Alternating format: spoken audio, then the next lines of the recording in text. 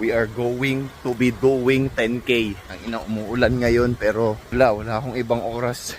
Ang inang lakas ng ulan, boy. Pero tuloy natin to, men. Tara. 1 kilometer, 7:33 pace.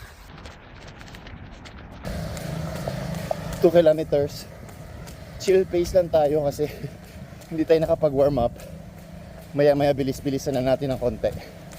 3 kilometers. Sobrang basa na ng sapatos at medyas ko. Ang bigat na. Pero kailangan natin itong panindigan.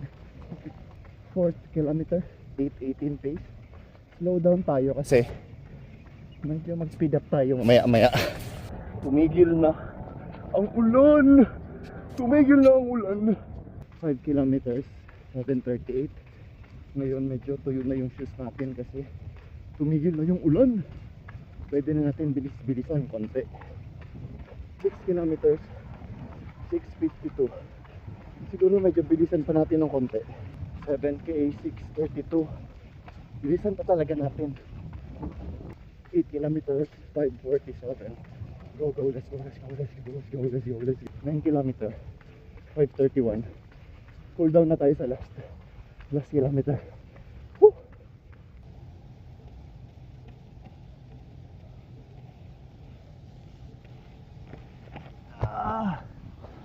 That was a very nice 10K workout.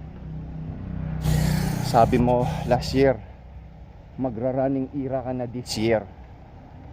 Ang pangako niya sa'yo, hindi niya natinupad. Pati ba naman yung pangako mo sa sarili mo? Tara na.